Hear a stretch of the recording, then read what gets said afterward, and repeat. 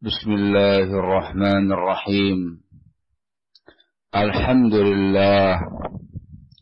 Wassalatu wassalamu ala Rasulillah wa ala alihi wa sahbihi wa mawalah. Amma ba'du. Ini adalah majlis yang ketiga, majlis menjelaskan risalah An-Nasaih Al-Musalsalah. Kita sekarang masuk pada silsilah nasihat yang kedua. Fa'aqul silsilatu nasihati li tullabi. Silsilah nasihatku untuk para santriku yang nomor 2. Al-muslimu la yatakallamu illa idza alima. Seorang muslim la yatakallamu, dia tidak berbicara, illa idza alima, kecuali apabila dia mengetahui, dia tahu, anna kalamahu, bahwasanya kalam dia haqqun fi aslihi, hak, benar pada asalnya, yaitu bi an takuna niyatuhu khalisatan lillahi ta'ala, niatnya ikhlas karena Allah subhanahu wa ta'ala, la li gharadin minal aghrab, bukan untuk satu tujuan dari tujuan-tujuan yang ada, baik tujuan pribadi atau tujuan duniawi. Yang kedua, haqqun fi dzatihi, ucapannya hak pada zatnya, bi ayyakuna thabitan bil burhani, yaitu ucapannya itu sabit, tetap diisbatkan dengan bukti-bukti, dengan dalil-dalil. Yang ketiga, haqqun fi atharihi, benar, hak pada efeknya, pada dampaknya, pada pengaruhnya, yaitu bi alla yatarattaba alaihi, yakni tidak mengandung, tidak memunculkan atas ucapannya itu mafsadatan a'zamu min mafsadati sukuti, sebuah mafsadat yang justru lebih besar, lebih agung daripada mafsadah diam.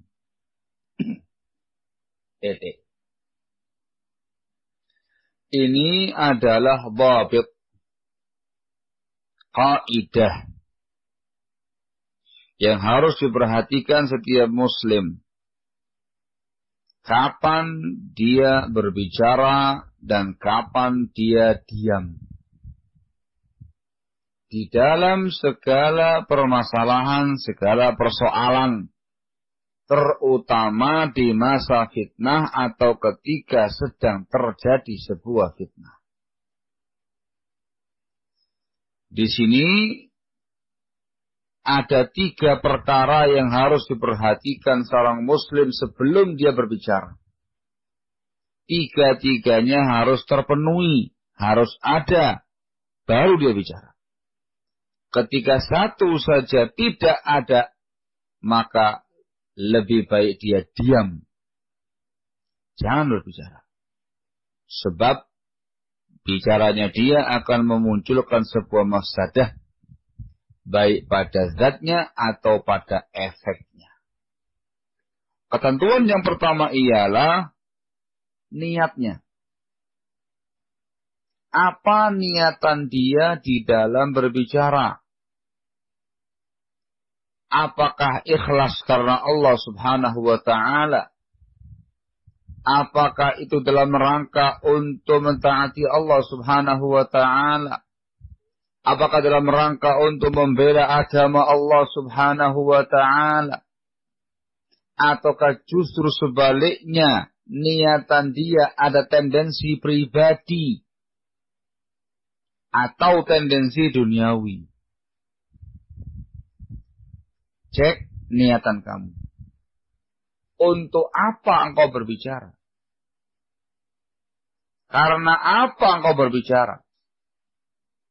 Dalam rangka membela agama Allah atau membela pribadi? Dalam rangka untuk membela agama Allah atau membela kepentingan pribadi? Dalam rangka untuk beribadah kepada Allah ataukah ada tujuan duniawi? Dicek. Kalau ternyata ada motivasi pribadi atau duniawi, diam. Sebab kalam dalam kondisi yang seperti itu ma'zur ghairu ma'jur. Malah berdosa, bukan berpahala. Ini terkait dengan bawa'is al-kalam yang memotivasi seseorang dalam berbicara. Yang kedua adalah terkait dengan keabsahan ucapannya. Harus dipastikan hadzal kalam haqqun bil burhan wal adillah. Benar, hak dengan bukti-buktinya dan dalil-dalilnya. Ayat wa ahadits atau ijma' atau ada kalamul ulama, kalamus salaf dalam masalah itu. Ini tentang keabsahannya. Dicek. Kalau ternyata ucapannya itu hak, ada dasarnya dari Alkitab Sunnah dengan pemahaman yang benar, dia akan bicara. Tetapi ketika tidak sesuai dengan ketentuan ini, maka dia harus diam. Dikarenakan kalamnya kalam batil. Atau kalamnya kalam syubhat. Bercampur pada yang ada yang hak, ada yang batil. Sehingga harus ada dasar ilmiahnya terlebih dahulu. Sehingga ciri-ciri ahlu sunnah dalam berbicara adalah al-ilm qabla al-qawli wal amal. Berilmu dulu sebelum berucap dan berbuat. Mereka punya kaidah al-i'tiqad thumma al-istidlal. Berakidah dengan dasar ilmu. Kemudian berhujjah dengannya, dengan dalil-dalilnya.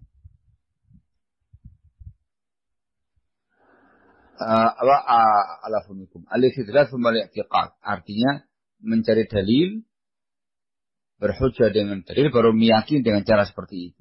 Berakidah, berilmu, beramal dengan ilmunya. Yang ketiga ialah pada efeknya, pada dampaknya, pada asarnya. Dipertimbangkan baik-baik. Maslahat madaratnya antara dia berbicara atau dia diam. Bisa jadi niatan dia bagus. Niatan dia tulus, niatan dia ikhlas. Dasarnya jelas ayat, hadis dengan pemahaman yang benar. Tetapi tidak semua ilmu yang kita yakini, ilmu yang kita ketahui itu mengandung dampak yang bagus ketika disampaikan. Maka harus diperhatikan waktu. Harus diperhatikan tempat dalam menyampaikan. Diperhatikan terkait dengan orang yang bakal menyampaikan, orang yang mendengarkan ilmu yang mau kita sampaikan ini. Pertimbangkan maslahat dan madaratnya. Ketika maslahatnya lebih besar berbicara, takallam. Dia akan berbicara. Tapi ketika yang lebih besar ialah mafsadatnya, fitnahnya, maka dia diam. Bukan berarti itu kitmanul ilmi, menyembunyikan ilmu, tidak. Tetapi masuk dalam kategori takhirul bayan ila waqtil hajah. Menunda penjelasan sampai pada waktu yang diperlukan. Tiga-tiganya harus ada. Tidak cukup dengan semata-mata niat kamu baik. Tidak cukup dengan semata-mata ucapan kamu itu ada hujahnya. Tetapi yang lebih penting daripada itu semua adalah efeknya. Hitung baik-baik sebelum berbicara. Dasarnya adalah hadis. Fa'aqul wa fi sahihaini. Disebutkan dalam sahihain Bukhari Muslim. Ini dari sahabat Abu Hurairah radhiyallahu anhu dalam Sahih Bukhari. Nomor hadis 6018. Juga dalam Sahih Muslim hadis nomor 47. Rasulullah sallallahu alaihi wasallam bersabda, "Man kana yu'minu billahi wal yawmil akhir falyaqul khairan aw liyasmut." Barang siapa yang beriman kepada Allah dan hari akhir, maka hendaklah dia mengucapkan kebaikan atau dia diam. Dikaitkan dengan iman kepada Allah dan hari akhir. Menunjukkan ucapan yang baik itu ibadah. Ucapan yang baik termasuk keimanan. Ucapan yang baik itu ma'jur. Mendapatkan pahala. Diambil nanti di hari kiamat. As-samat, diam pada waktunya, itu juga merupakan ibadah. Itu juga merupakan iman kepada Allah. Itu juga merupakan perkara yang ma'jur, dikasih pahala, diambil nanti di hari kiamat. Kalimat khairan di sini ada dua macam. Dijelaskan oleh Syekh Al-Allamah Muhammad Ibn Salih Al-Utsaimin rahimahullah dalam bukunya Syarah Riyadhus Shalihin ketika membahas hadis ini. Disebutkan dalam Riyadhus Shalihin Kitabul Manhiyat ketika membahas masalah haramnya ghibah dan menjaga lisan, menjaga lisan. Beliau mengatakan, belum menjelaskan al-khair ada dua macam. Yang pertama khairun fi dzatil kalam. Baik, bagus pada zat ucapannya. Seperti membaca Al-Quran, tasbih, takbir, tahlil, mengajarkan ilmu, dan yang semacam itu. Ada khair.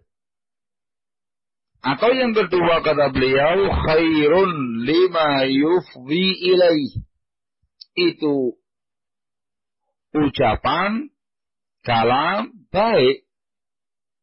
Baik karena efeknya. Karena dampaknya. Bimakna, maknanya adalah annal kalama mubah. Asal ucapannya mubah. Lakin yajurru ila maslahatin, tetapi membawa sebuah kemaslahatan. Dicontohkan sama beliau seperti lau kana yajurru ila ta'lifil qulub. Ucapan itu membawa kepada ta'liful qulub, bersatunya hati, melembutkan hati. Wa bisatil ikhwan wa sururihim, dan membuat ikhwan-ikhwan kita, teman-teman kita menjadi nyaman dan berbahagia dengan ucapan tadi. Dengan majlis kita, dengan ucapannya kita. Ini pun juga dikatakan khair. Nah, dalam hadis ini hanya ada dua pilihan. Pilihannya bicara atau diam. Bicara ketika dipastikan khair. Faliyakul khairan, dia mengucapkan kebaikan. Ini meliputi 3 perkara yang disebutkan di atas. Baik pada niatnya, baik pada keabsahan ucapannya, dan dipastikan baik pula pada efek dan dampaknya. Ketika terpenuhi, bicaralah. Kalau tidak, hanya ada pilihan yang kedua, auliyasmut, atau dia diam. Aqul wa fit Tirmidzi, dan juga disebutkan dalam Sunan Tirmidzi, hadis nomor 2501. Lafaz hadis, man somata naja. Orang siapa yang diam, maka dia selamat. Wa muharrajun wa fi sahihatil Albani rahimahullah. Dan ini hadis disebutkan dalam As-Sahih karya Syekh Al-Albani rahimahullah, hadis nomor 536. Al-Iraqi dalam bukunya Takhrij Ihya Ulumuddin mengatakan bahwa inda Tabrani bi sanadin jayyid. Ini hadis diriwayatkan oleh At-Tabrani dengan isnad yang jayyid. Nah, pada isnadnya At-Tirmidzi memang ada sebuah kelemahan, namun diriwayatkan dalam jalur yang lain jayyid, sehingga disahihkan sama Syekh Al-Albani dikarenakan banyak penguatnya. Pengertian man somata naja, barang siapa yang diam maka dia selamat. Kata-kata naja ay faza wa dhafara bi kulli khair. Dia beruntung dan mendapatkan semua kebaikan. Au naja min afatid darain. Atau makna yang kedua ada dia selamat dari penyakit-penyakit dua negeri. Dari penyakit-penyakit terkait di dunia ini dan penyakit-penyakit terkait dengan di akhirat nanti. Betul-betul selamat dunia akhirat. Wa maqsudul hadis, dan maksud daripada hadis ini adalah alla yatakallama fi ma la ya'ni. Dia tidak bicara dalam perkara-perkara yang tidak ada gunanya, yang enggak ada manfaatnya. Wa yaqtasir 'alal muhim, dan dia hanya mencukupkan diri pada ucapan yang penting-penting saja. Fa fihi najat, maka padanya ada keselamatan. Demikian dijelaskan oleh Al-Barfuri rahimahullah dalam bukunya Tuhfatul Ahwazi, Syarah At-Tirmidzi juz yang ke-7 halaman 172. Naam. Nasallallahu alaihi wa sallam. Tayyib, dari nasihat ini barakallahu fikum menegaskan kepada kita tentang satu prinsip utama dari prinsip-prinsip salaf, dan itu merupakan fiqh mereka ketika muncul fitnah atau di ayamul fitnah, ialah hifdzul lisan indal fitan au ayyamil fitan. Menjaga lisan ketika ada fitnah atau di masa-masa fitnah. Ada sebuah hadis yang menjelaskan tentang pentingnya menjaga lisan dalam bab ini, dan bahaya melepaskan lisan tanpa kontrol dalam bab ini. Datang hadis dari Abu Hurairah radhiyallahu anhu marfu', secara marfu' kata Rasulullah SAW, satakunu fitnatun samma bakma amya. Akan datang nanti sebuah fitnah, samma bakma amya, tuli bisu buta. Man asyrafa laha, barang siapa yang menengok-nengok fitnah tadi, mendekat kepada fitnah tadi, istasyraqat lahu, maka fitnah itu akan menarik dia kepadanya. Wa israful lisani fiha kawqu'is sayf, Dan israful lisan, melepaskan lesan tanpa kontrol di masa itu seperti tebasan pedang. Diriwayatkan oleh Abu Dawud dalam sunannya nomor 4264. Namun di sanadnya ada Abdurrahman ibnu Bailaman, dia baik. Juga datang dari hadis Abdullah ibnu Umar radhiyallahu anhuma secara marfu', kata Rasulullah sallallahu alaihi wasallam, "Iyyakum wal fitana." Hati-hati kamu dari fitnah-fitnah, fa innal lisana fiha mithlu wuqu'is sayf. Sebab lesan pada masa-masa fitnah itu seperti tebasan pedang. Dikeluarkan oleh Ibnu Majah nomor hadis 3926. Namun di dalamnya juga ada Abdurrahman bin Al-Bailaman yang dhaif, dan dia juga tidak mendengarkan dari Abdullah bin Umar. Juga datang dari hadis Abdullah bin Amr bin As radhiyallahu anhu secara marfu'.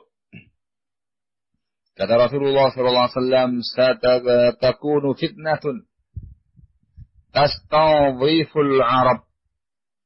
Akan ada fitnah yang membersihkan orang Arab, yakni akan membersihkan mereka semua dari kebinasaan.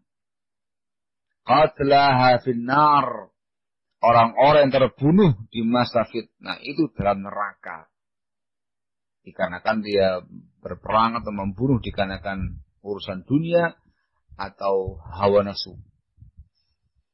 Al-lisanu fiha ashaddu min waq'is sayf. Lesan pada masa fitnah itu lebih tajam daripada tebasan pedang. Ini diriwayatkan oleh Ibnu Majah nomor hadis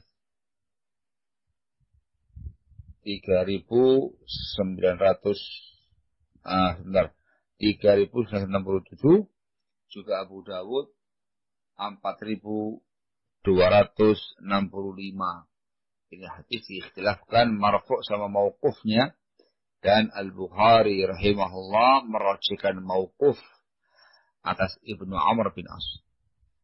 Demikian dijelaskan dalam Aunul Ma'bud Syarah Abu Dawud juz yang ke-11 halaman 271, sehingga secara isnad dhaif. Namun secara makna adalah sahih, menjelaskan tentang bahaya lisan. Pada lafaz hadisnya Abu Hurairah, "Satakunu fitnatun samma bakma amya." Dijelaskan maknanya dalam Aunul Ma'bud. Ini fitnah disifati dengan sifat-sifat orang-orangnya. Maknanya ay la yasma'u fiha al-haq.